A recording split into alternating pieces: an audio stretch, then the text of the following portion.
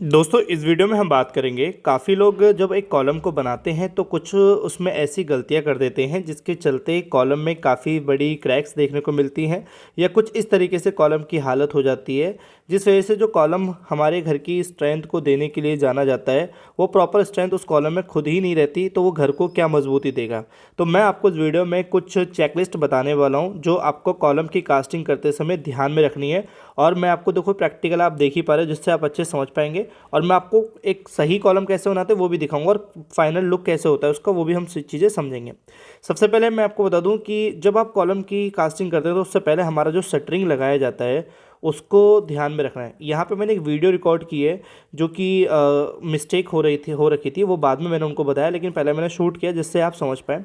तो जब आप कॉलम की शटरिंग कर रहे होते हैं तो पहले लेबलिंग कर लेना है, और जो कॉलम में हम अपना कवर ब्लॉक प्रोवाइड करते हैं जिसपे हमारा जो शटरिंग होता है और सरिया होता है, कॉलम की जो वार्स होती हैं, जो सरिया होती है वो चिपके नहीं। अब यहाँ पे क्या है ना, थोड़ा सा वो चिपक रहा है। अब उसके पीछे क्या प्रॉब्लम होगी वो भी बताऊंगा।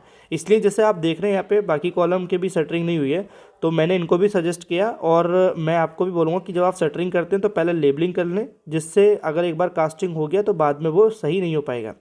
उसके बाद जो आप रेशियो इस्तेमाल कर रहे हैं कंक्रीट मिक्स रेशियो वो भी ज़रूरी है, यानी कि मैं सजेस्ट करूंगा आपको M20, जिसमें 1 हमारा रहता है सीमेंट और 1.5 हमारा रहता है सैंड और 3 पार्ट होता है हमारा एग्रीगेट। ये रेशियो हमारा ज़्यादा स्ट्रॉन्ग रहता है। M20 हम कॉलम के लिए प्रेफर करते हैं, लेकिन कुछ लोग क्या करते हैं प्रॉपर रेशियो यूज़ नहीं करते जिसमें सैंड की मात्रा ज़्यादा हो जाती है। उसके बाद जब लोग दूसरी मिस्टेक, मैंने जो तीसरी मिस्टेक जो देखी ज़्यादातर, वो क्या करते हैं जब कास्टिंग करते हैं कॉलम में जो कंक्रीट है वो पोरिंग करते हैं, डालते हैं। उसके बाद हमारा सबसे ज़्यादा रोल प्ले होता है कि एक तो जैसे मैंने बोला कवर ब्लॉक आपको सही से होना चाहिए, शटरिंग से चिपका होनी चाहिए सरिया। दूसरा हमारा कंक्रीट वाइब्रेटर हमें इस्तेमाल करना है। अब यहाँ पे आप देख सकते हैं ये क्या देसी जुगाड़ चल रहा है, ठीक है, मुझे भी हंसी आ रही है, लेकिन हाँ मैं आपको बता रहा हूँ इस तरीके से बहुत लोग करते हैं। हो सकता है आपके यहाँ भी ऐसा कोई साइट पे मिस्त्री कर रहा हो, तो ऐसे नहीं करना होता। अब जैसे इन्होंने क्या करा कि इसको अच्छे से बस इन्होंने मतलब ऐसे नॉर्मली आगे से ऊपर से हिला दिया है, ठीक है। अभी इसके चलते जो समस्या आएगी वो ये वाली आएगी जिसको बोलते हैं हम हनीकॉम्ब। तो ये भी एक हमारे कॉलम की स्ट्रेंथ पे असर करती है। एक हनीकॉम्ब अगर हम टेक्निकली बात करें तो जब 1% अगर वॉइड्स हमारे कंक्रीट में रहते हैं तो 5% स्ट्रेंथ उसकी कम हो जाती है। अब जैसे मान लीजिए यहाँ पे वॉइड्स हमारे थोड़े ज़्यादा है, इसी तरीके से अगर फाउंडेशन का कॉलम होता है तो वो नमी ज़्यादा हो जाती है, और यह बाहरी कॉलम होता है तो वहाँ पे भी नमी जा सकती है जिसमें सरिये में रस्टिंग यानी जंग लग सकती है।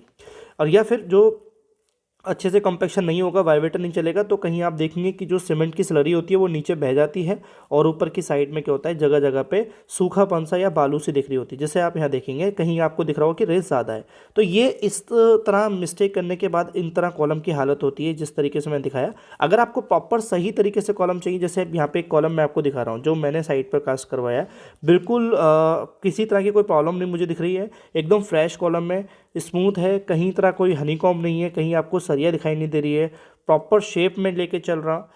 तो ये सारी चेकलिस्ट जो मैंने आपको बताई थी वो अगर आप ध्यान में रख के कॉलम की कास्टिंग करते हैं तो ठीक इसी तरीके से आपका कॉलम आपको शटरिंग हटाने के बाद दिखाई देगा। अभी मैं आपको एक टिप्स भी देने वाला हूँ जो कॉलम की स्ट्रेंथ को और ज़्यादा या मजबूती को बढ़ा देगा। वो क्या है, जब आप कॉलम की कास्टिंग कर रहे होते हैं तो शेयर की का आपको ध्यान रखना होता है। जैसे मान लीजिए कि कॉलम कभी भी एक ही लेंथ में मतलब मतलब जैसे मान लीजिए 12 फीट का कॉलम है तो एक बार में आप कास्ट उसको नहीं करते हैं, कोई 4 फीट में करता है तो कोई 7 या 8 फीट पे करता है। तो जैसे क्या होता है बीच में आप कुछ इस तरीके से शेयर की दे सकते हैं, जैसे कि एक तरीके से कुछ लोग देसी भाषा में इसको खांचा बोलते हैं। और ये जब आपका दूसरा लिफ्ट कास्ट होती है, यानी कि जो लिफ्ट रहता है हमारा जिसको हम 4 फीट 5 फीट के तौर पे बोलते हैं ना, उसको डिवाइडेट करते हैं, बाइफरकेशन, उसको लिफ्ट बोलते हैं। तो जब दूसरी बार में कास्ट होगा तो एंकरिंग काफ़ी अच्छे से हो जाएगी। तो ये इस तरह की मिस्टेक आप मत करना जो इस वीडियो में दिखाई गई है। प्रैक्टिकली आपको कॉलम की हालत को भी दिखाया गया है।